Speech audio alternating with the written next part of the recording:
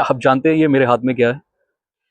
बिल्कुल, पेन है, लेकिन इस पेन की क्या ही बिसात होगी अगर इस पेन में से निब निकाल ली जाए, इंक निकाल ली जाए। क्या इसकी कुछ औकात रह जाएगी या सिर्फ एक वस्तु रह जाएगा ये? अच्छा, दूसरा एग्जांपल देता हूँ। आपकी गाड़ी में से इंजन निकाल लिया जाए, टायर निकाल लिए जाए, क्या वो गाड़ी गाड़ी रहेगी? क्या हो जाएगा? एक पीपा रह जाएगा, टिन का, राइट, लोहे का। वैसे ही हमारी जिंदगी में से अगर हमारे कर्म निकाल लिए जाएं, हमारे में से, कि मैं क्या करने के लिए यहाँ पर आया था, वो ड्यूटी, वो कर्तव्य निकाल लिया जाए, वो कर्म निकाल लिया जाए, तो फिर मेरी एग्जिस्टेंस भी खत्म है। मेरा अगर कहीं पर जिक्र होता है, मेरी कहीं पर अगर बात होती है, तो मेरे कर्मों की वजह से होती है, मेरी डीड्स की वजह से होती है। सिर्फ मैं एग्जिस्ट करता हूँ इसीलिए नहीं होती हैं। ऐसे तो बहुत सारे लोग हैं, हम उन सब की बातें क्यों नहीं करते? जब कभी हम बैठे होते हैं, हम क्यों कहते हैं कि हम फलाने को मिस कर रहे हैं, उसके व्यवहार को मिस कर रहे हैं, उसकी आवाज़ को मिस कर रहे हैं, उसकी उस चीज़ को मिस कर रहे हैं। ये सारी की सारी जो चीज़ें हैं, जो हम लोगों की चीज़ों को मिस करते हैं, इन चीज़ों को जो एक ट्रू मीनिंग मिलती है, वो मिलती है अर्थ त्रिकोण से। पिछली वीडियो में हमने बात की थी 159 की, धर्म त्रिकोण की बात की थी। आज हम जिस त्रिकोण की बात करने वाले हैं, 2 6 10, सेकंड हाउस, सिक्स्थ हाउस और 10th हाउस के त्रिकोण की, उसको बोलते हैं अर्थ त्रिकोण। चलिए मैं आपको एक छोटी सी स्टोरी नहीं है, लेकिन आपको कुछ बताता हूँ, एक प्रोसेस बताता हूँ। हमारा जब जन्म हुआ, हमारा ओरिजिन हुआ, उस दिन दुनिया में हम आ गए यहाँ पर। वो ओरिजिन मैंने आपको लास्ट टाइम बताया था, होता है 159 से। उसका लेना देना है। उसमें हमारे फादर भी हैं, उसमें हमारे पुराने जन्म के हमारे कर्म भी हैं। वो सारी चीज़ें ओरिजिन की हम डिस्कस कर चुके हैं पुरानी वीडियो में। अब हम जब ओरिजिन हमारा हो गया, जिस दिन हम पैदा हो गए, उस दिन हमें सबसे पहले क्या मिला?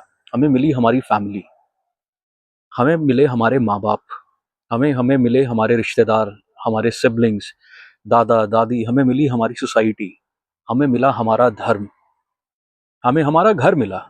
टेक्निकली कि हम कहाँ पे किस फैमिली में, हम मिश्रा फैमिली में पैदा हुए हैं, श्रीवास्तव फैमिली में पैदा हुए हैं, हम किस फैमिली में पैदा हुए, हमें वो सब पता लग गया। उसके बाद धीरे धीरे हम आगे बढ़े। आगे जाके भगवान ने हमें ज़ुबान दी, ज़ुबान में कुछ लफ्ज़ हमारे पास आए, और हमने फिर उन लफ्ज़ों का इस्तेमाल करके अपनी दिल की बात, अपने जो जज्बात थे, उनको सामने रखा, उनको समझाने की कोशिश की। मतलब हमें स्पीच मिली, स्पीच में एक्सप्रेशन आया, और उसके बाद हम जब धीरे धीरे आगे बढ़े, तो हमें 2-4 साल के बाद, तकरीबन 7-8 साल की उम्र के अंदर पता लगना शुरू हो गया कि ये पैसा जो उनसा है, जो वेल्थ है, ये बहुत ज़रूरी है। आपके पास पैसा होना चाहिए। आप बड़ी गाड़ी इस पैसे से ले सकते हैं, आप बड़ा घर इस पैसे से ले सकते हैं, आपको घूमना फिरना है, आपको पार्टी करना है, ये सब करना, ये 7-8 साल में अमूमन आपको आइडिया हो जाता है, पैसे के बारे में पता लग जाता है। ये एवरेज मैं बात कर रहा हूँ।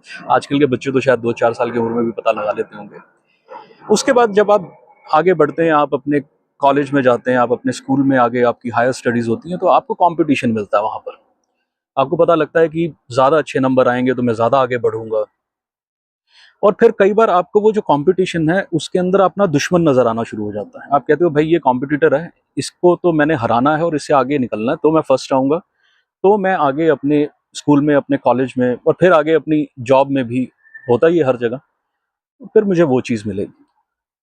और उसके बाद जब हम और आगे बढ़ते हैं, तो फिर हमारी फाइनेंशियल प्लानिंग शुरू होती है। फिर हम सोचते हैं कि यार, अ, चलो अभी मुझे ये घर लेना है, ये गाड़ी लेनी है, या बिज़नेस को एक्सपेंड करना है, तो उसके लिए मुझे कुछ लोन्स लेने पड़ेंगे, कुछ डेब्ट्स लेनी पड़ेंगी, ऋण लेने पड़ेंगे, होता है ना?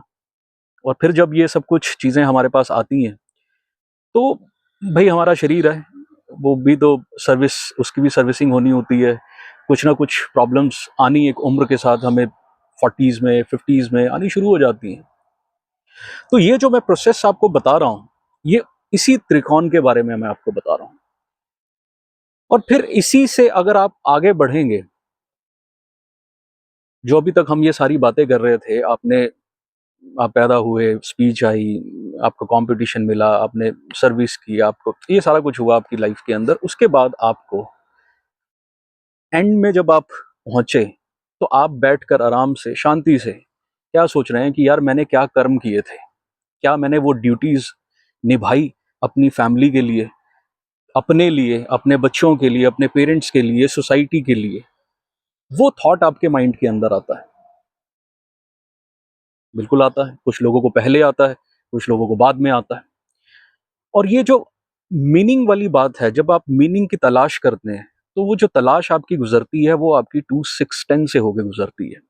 जब आप अपनी सेहत के बारे में सोचना शुरू कर देते हैं, जब आप ये सोचना शुरू कर देते हैं कि जो आपके ऊपर ऋण है उनको आप किस तरीके से उतारें, जब आप कॉम्पिटिटर में सिर्फ कॉम्पिटिटर ढूंढते हैं, दुश्मन नहीं ढूंढते, जब आप अपनी वाणी का सदुपयोग करते हैं, उसको कंट्रोल में रखते हैं और सही तरीके से इस्तेमाल करते हैं, तभी आपको आपकी ट्रू मीनिंग मिलती है। जब आप वेल्थ को एक्यूमुलेट तो कर लेते हैं लेकिन उसको यूज करना सही तरीके से सीख पाते हैं।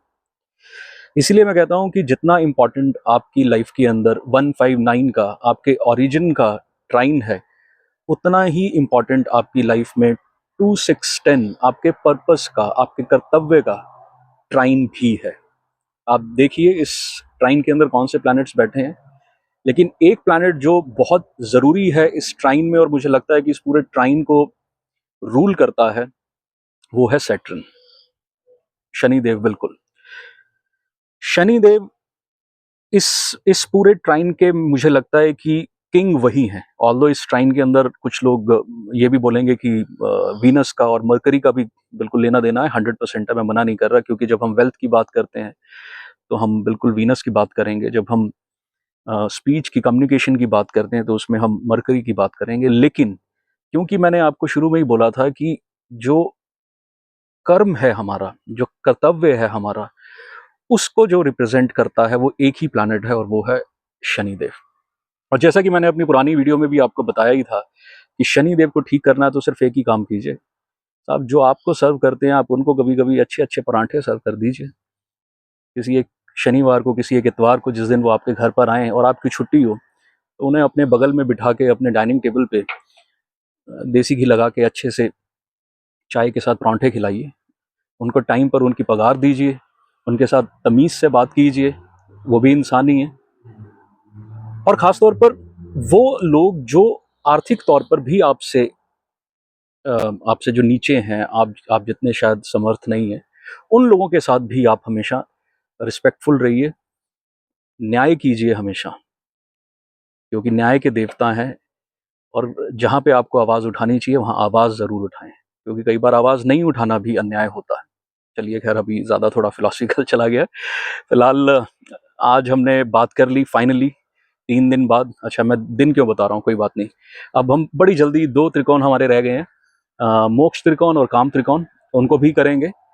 आप सुनते रहिए मेरे चैनल को, सोनोलॉजी को सब्सक्राइब कीजिए, लाइक कीजिए और प्रचार कीजिए इसका। अगर आपको लगता है कि आई टॉक सेंस और मुझे जो 2% 3% एस्ट्रोलॉजी ऊपर वाले ने जो मुझे सिखाई है या फिर मैं सीखा हूँ कुछ बहुत लोगों की वीडियोस देखकर, उनके, क्योंकि आज के वक्त में मुझे लगता है कि जैसे बहुत सारी चीज़ें ऑनलाइन ही लोग देख देख कर सीखते हैं, तो मुझे भी फिजिकली ऐसे कोई गुरु तो नहीं मिले। किताबों ने और कुछ लोगों के ज्ञान ने हमेशा साथ दिया है, कुछ प्रैक्टिकल चीज़ें कब लाइफ में की हैं, क्योंकि आप बिना कुछ प्रैक्टिकल कुंडलियों को देखे बगैर या फिर उनको समझे बगैर आप एस्ट्रोलॉजी नहीं सीख सकते।